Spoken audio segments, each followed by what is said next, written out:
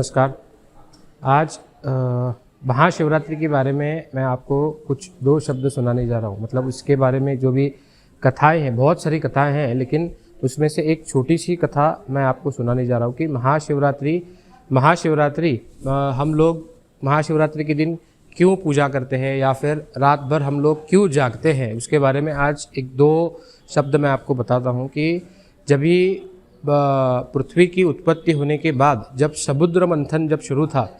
तब समुद्र मंथन जब हुआ तब उसमें से हलाहल नाम का एक विष की उस दिन उत्पत्ति हुई थी और वो उसी विष के कारण संपूर्ण ब्रह्मांड का नाश होना ये रहित था। मतलब नाश होना ही है ऐसा टल था, तो ये नाश ना हो और सब लोगों का कल्याण हो, इसी कारण महादेव ने उस दिन वो विष को प्राशन कर लिया। लेकिन वो विष का प्राशन जब उन्होंने किया उसके बाद में उनको बहुत ही महादेव को बहुत सारी तकलीफ़ होने लगी, बहुत शरीर में उनको दाह होने लगा और उस दाह को कम करने के लिए सभी जितने भी योगी थे तथा बाकी के सब भक्तगण तथा जितने भी ऋषि मुनि थे, बाकी सब भगवान थे, उन लोगों ने उनकी आराधना करनी शुरू की। बेलपत्र अर्पण करना या फिर पंचामृत का अभिषेक करना या फिर शिवलीलामृत का पठन करना, ऐसे असंख्य प्रकार से नृत्य करना, भजन करना, कीर्तन करना, ऐसे असंख्य प्रकार से उनकी सेवा उन्होंने करनी शुरू कर दी। और ऐसा रात से लेके सुबह तक, सूर्योदय तक उन्होंने सब लोगों ने भगवान श्री शंकर की उपासना की, उनको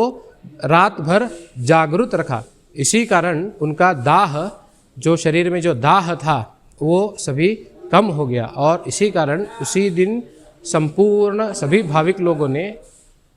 शिव की उपासना करते हुए वो पूरी रात जागकर उपासना करनी है। और सुबह जैसा ही उनका दाह कम हुआ उसके बाद साक्षात श्री महाशंकर ने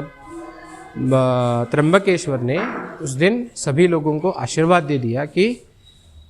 जितने भी शुभ मनोकामनाएं हैं वो सब लोगों की पूर्ण हो, उनकी इच्छा आकांक्षाएं जो भी रहती है वो उनकी सब इच्छा आकांक्षाएं पूर्ण हो, जितने भी सौभाग्यवती है उन लोगों को अखंड सौभाग्य प्राप्त हो, सभी जितने भी छोटे बड़े लोग हैं उनको अच्छे से हर एक उनकी मनोकामना पूर्ण हो, ऐसा उस दिन भगवान शंकर ने आशीर्वाद दिया। इसी कारण महाशिवरात्रि को बहुत बड़े पैमाने पे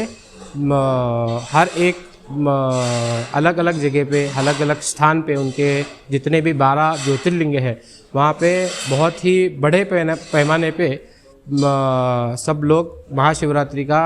जागरण करते हैं या पठन करते हैं या कीर्तन करते हैं। इसीलिए हर एक भाविक ने अपने अपने मनोभाव से श्री महाशिवरात्रि के दिन जितना हो सके उतना भजन, कीर्तन, पठन, पुराण करते हुए, बेलपत्र चढ़ाते हुए, उनका नामस्मरण करते हुए वो रात पूरी तरह से स्मरण करते हुए उनके ही समक्ष गुजारनी है और सुबह उठ के बाद में सूर्योदय के बाद में ही अपना उपवास छोड़ना है। धन्यवाद।